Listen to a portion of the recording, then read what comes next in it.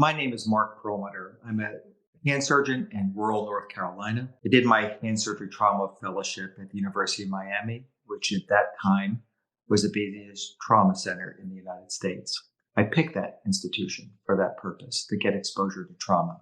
I'm currently president of the World Surgical Foundation. I'm the past president of the US section of the International College of Surgeons and currently the vice president of the global section of the International College of Surgeons. I have vast global experience. I was at ground zero on 9/11. I was in Haiti the day of the earthquake, and I was at Katrina the day that it struck ground. We've seen pain, and Dr. Feroz Sidwa, who will announce himself in a minute, has seen pain. And we're going to give evidence that all of our experiences combined don't equal what we saw in our first of almost 3 weeks in Gaza. My name is Rose Sidwa. I'm a trauma surgeon in California. Like Dr. Perlmutter, I've worked in difficult humanitarian zones. I've worked in Ukraine during the Russian invasion. I've worked in Haiti, Dominican Republic, Zimbabwe. Very difficult places to work and to be a surgeon. But like you mentioned, nothing that I've ever seen really approached what I saw in the Gaza Strip. We were there from March 25th to April 8th together. We met on the trip, actually. And we're coming here to you today to tell you some things that we hope will lead you to act in your role at the United Nations. What we found in Gaza was an entire society that has been destroyed. And I mean that quite literally.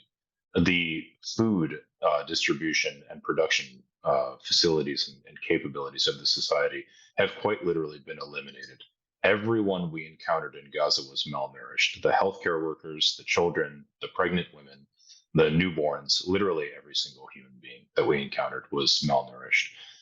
The water infrastructure is horrendous. The United Nations, Oxfam, plenty of others have done very good reporting on this, but it's quite dramatic. Actually, one day we ran out of bottled water, and just out of curiosity, I tried to drink the local water through a camping filter straw, and it was just violently disgusting. Chemical laden, just burned your eyes as you tried to drink it. It was something I've never experienced before. The entire displaced persons camp that was on the grounds of the hospital we worked in, the European hospital in Khan Yunis, was a displaced persons camp, sheltering about 15,000 people. They had 4 toilets available to them and 1 water spigot. Again, just nothing like I've never seen anything like that before. And then another thing we encountered was the attacks on the healthcare infrastructure and healthcare personnel directly. We both encountered plenty of scrub techs, surgical nurses, nurses on the floor, physicians, and even medical students who had been abducted by the Israelis, tortured and tormented. Dr. Perlmutter will mention one just jarring example.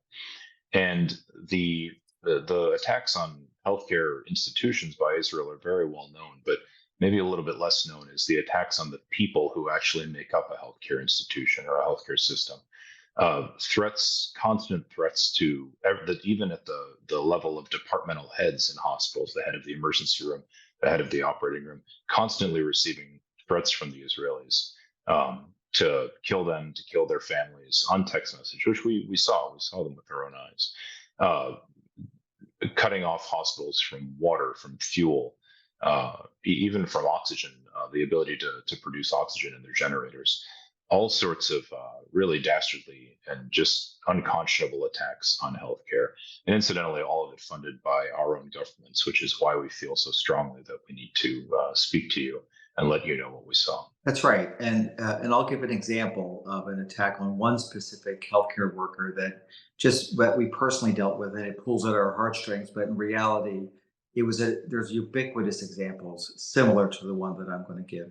When in the months since I've gotten back, I've reflected on trying to mentally summarize what I saw. And really, the only thing I've been able to do is affirm what I felt from the very beginning, that the innocent Palestinian bystander in the IDF's hunt for Hamas was, in fact, not what was going on. That innocent bystander, the innocent Palestinian civilian, unintended, purportedly unintended casualty of war was in fact the target of the IDF. At the excuse of seeking out a Hamas combatant, the Hamas combatant is not their major target. The major target is the elimination of the Palestinian population.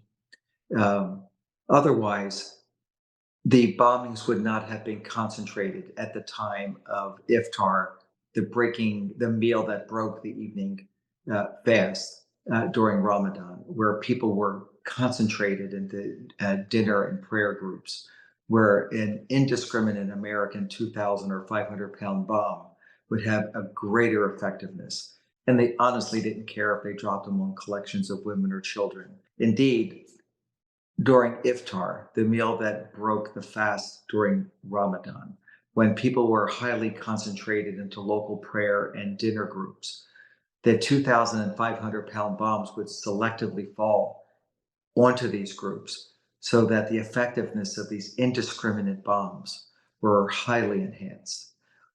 In fact, about 10 minutes or 20 minutes after one of these bombings, the ambulances would start pouring into the emergency rooms. 90% of the human beings that came in on gurneys were children, toddlers, teenagers, and infants, rarely an adult. And there was room for 4 gurneys. On each gurney was 4 to 5 kids. 4 gurneys was the limit of what they could put into the emergency room, the largest emergency room that was still operational. So we would have 12 to 15 kids that would pour in. A third were dead, a third were dying in front of us, and a third would make it to the operating room. So many kids that a full 80% of the kids that I personally took to the operating room were children, most of them toddlers or infants. What happened to the other 20%? They were mothers, they were elderly, and not once did we see a single person that we would remotely describe that even could have been a combatant. Um, but we took bullets out of people. We took bullets out of kids. And quite specifically, I personally saw 2 children that were shot twice by a high caliber bullet, which I can clearly identify.